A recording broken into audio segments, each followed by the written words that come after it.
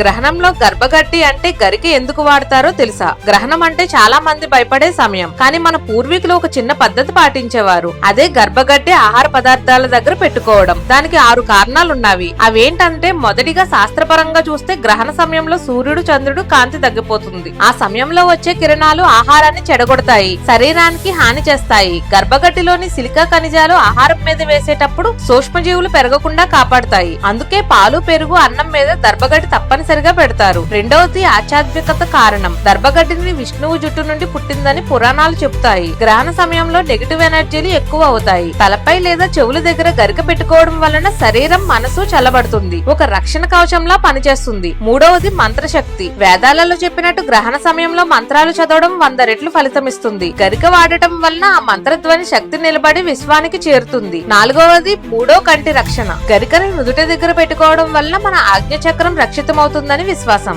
ఐదవది గ్రహణ సమయంలో వచ్చే అల్ట్రావైలెట్ కిరణాలు DNA మీద ప్రభావం చూపుతాయి. గరిక ఆ కిరణాలను అబ్జర్వ్ చేస్తుందని కొన్ని అధ్యయనాలు చెబుతున్నాయి. ఆరవది పూర్వం నుండి ఉన్న విశ్వాసం. అంటే గ్రహణ సమయంలో పాప ప్రభావం ఎక్కువ అవుతుంది. గరిక పెట్టుకోవడం వలన ఆ పాప ఫలితాలు తగ్గుతాయి అని. గరిక పెట్టుకోవడం కేవలం ఒక ఆచారం కాదు, ఇది శాస్త్రీయం, ఆధ్యాత్మికం, ఆరోగ్యం, రక్షణ అన్ని కలిపిన ఒక సంపూర్ణ పద్ధతి. అందుకే మన పెద్దలు గ్రహణ సమయంలో తప్పనిసరిగా గరిక వాడమని చెప్పారు. ఇలాంటి ఇంట్రెస్టింగ్ విషయాల కోసం ఛానల్ ని సబ్స్క్రైబ్ చేసుకోండి.